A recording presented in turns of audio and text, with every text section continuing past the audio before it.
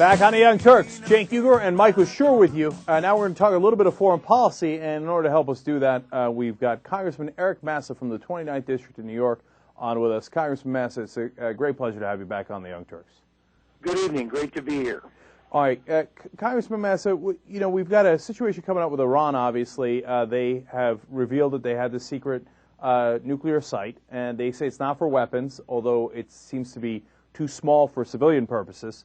And they just tested some missiles, some longer-range missiles than they had previously. Where do you think this thing is headed? Well, there's no doubt that we are seeing an escalation in not only the high-stakes poker game that is the nuclear roulette with Iran, but it's also going to very rapidly become front and center the most important issue that we're facing. Let me just say from the beginning, I certainly don't speak for the administration nor the entire United States Congress, but this is an area of the world where I spent a great deal of my life on duty in the United States military. And it's kind of like we're watching a five-act Shakespearean play. And many of us know the ending of this, so you don't have to read Shakespeare too many times before you realize that, in fact, King Lear dies at the end of it. So you kind of can predict where this is going. About a month ago, the United States gave notice to the world that it was willing to foresee a fundamental shift in its nuclear foreign policy. This is our policy with respect to our nuclear arsenal by extending the nuclear protective umbrella over the Arabian Peninsula. This is Saudi Arabia, Qatar, the UAE, Bahrain, Kuwait, Oman. And many of us kind of scratched our heads saying, well, that's an interesting development. Clearly is linked to the potential of voting on the floor of the House of Representatives for something called the Iranian Petroleum Refining Reimportation Act of 2009. This is going to be a very big change in American foreign policy. So let me understand a little better. What exactly does that mean? How does that change our foreign policy, and what's its implications to what's going on with Iran right now? Well, the number one, we've all heard about boycotts and sanctions. We went to the Cubans some times ago. We said, we don't like you, you don't like us. We're not going to trade with you, and you're not going to trade with us, and that's going to be horrible. Well, that kind of didn't work. In fact, I have grave concerns about continuing that economic boycott because the only thing it boycotts really at this point is us, since everybody else in the world is there doing business. What this is, the Reimportation Act, is a fundamental change. The weakness of the Iranian economy revolves around the fact that they can no longer refine their own gasoline. Lots of crude oil, no refineries. So they ship the crude oil overseas, they turn to gasoline, they bring it back and use it domestically. This act will prohibit that. It will stop that from happening. It will basically shut down the Iranian economy by denying the Iranian domestic market access to gasoline.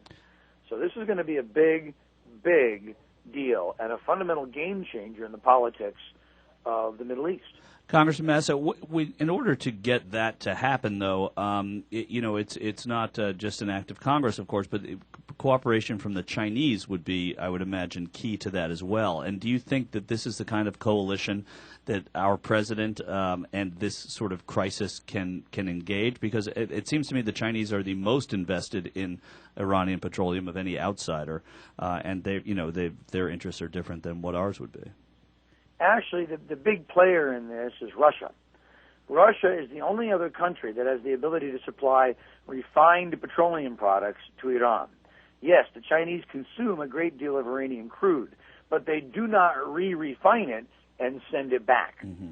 So potentially, as long as they can get their hands on Iranian crude, they're not going to be worried about what's going on.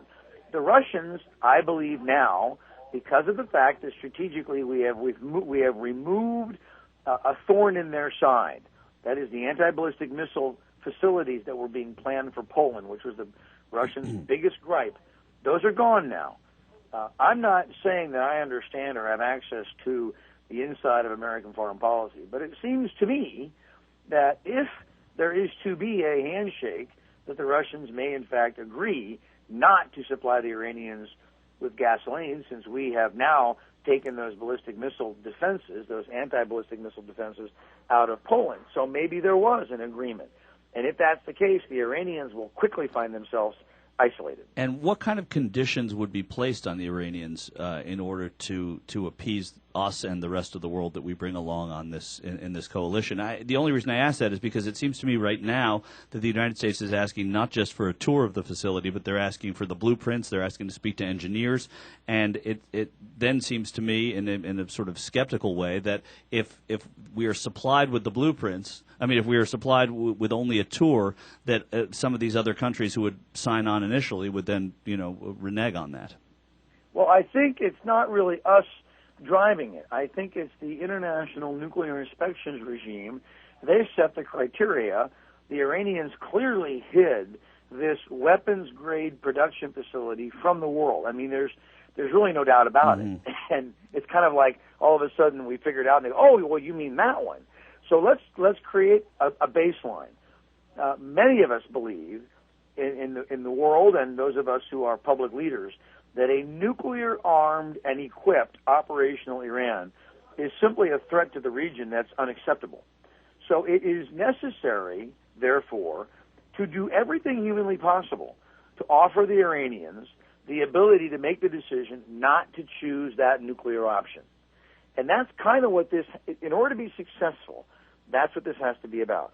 We have to offer the Iranians a course of action that not only allows them to have a legitimate and thriving economy for their own people and autonomy, but gives them the ability to survive and thrive without nuclear weapons. And we have many models of this. Libya gave up its nuclear weapons. South Africa gave up its nuclear weapons. Argentina gave up its nuclear weapon aspirations. Brazil gave up its nuclear weapons aspirations. So this has happened. We have blueprints for this. But if we're going to put sanctions in place, we've got to offer them a way out. And that's, frankly, it has to be the magic and genius of the State Department and this administration. And I'm looking forward to seeing and being briefed, if in fact this is where we're going, that's what happens. Congressman, one more question on the Iran issue. And we're talking to Representative Eric Massa from the 29th District of New York. What happens if they don't? Okay, that's where it gets interesting. Now you've asked the $3 trillion question. I have said to my colleagues, and I have said to others, that this is high-stakes poker. This is not a vote that should be taken lightly. It should not be taken for political reasons. It should be very clearly understood. There should be transparent and clear debate on the floor of the House of Representatives. This is very, very important. And the reason that it becomes even more important is because the Iranian government, in the form of their mullahs, the religious element of their government, has a very bad habit of not acting rationally, not acting predictably. And this is what's going to be terribly dangerous, that we offer to those individuals an avenue of least resistance. And I don't pretend to be an expert. I'm certainly not a spokesperson for anyone other than myself. But I did spend most of my life in uniform, and I did spend a great deal of that uniform time in that area studying this very problem. And this is what I see developing. So I think it's very important that we're aware of it as we watch it unravel in the news, and that we ask our elected officials to ask a lot of questions and to be as knowledgeable as possible on this issue. Yeah, one question through all of the diplomacy that we're suggesting, so that you're suggesting, and the legislation or the votes, how is Israel kept at bay? How do we satisfy Israel, who stands to lose quite a bit in the worst case scenario here? Well, of course, as you may know, there are two largely developing groups of political thought inside of Israel. One that says the path to peace in the Middle East revolves around a viable, transparent two-state solution. Another group is saying, no, that's secondary now. We will never have a two-state solution unless we contain Iran and their influence on Hezbollah, Hamas, and deny them access to nuclear weapons. And those two camps have now grown to be relatively polarized. I believe, first off, that this country is well served by a safe and a secure Israel, and by a safe, secure, and potentially prosperous Palestinian homeland. I do not view these goals as being exclusive, and I don't believe that it's an issue of keeping Israel at bay. as long as it is an issue of ensuring that the physical security, the national sovereignty of all the parties who are playing in this arena is respected, and that we only resort to force as an absolute last resort. Mm-hmm. And that is what I tell my colleagues whenever we're talking about this, either on the floor of the House or after hours. Congressman Massa, I got to ask you two quick unrelated questions here based on the news of today. One, your colleague, Representative Trent Franks from the other side of the aisle, of course a Republican from Arizona, said that Obama is, quote, an enemy of humanity.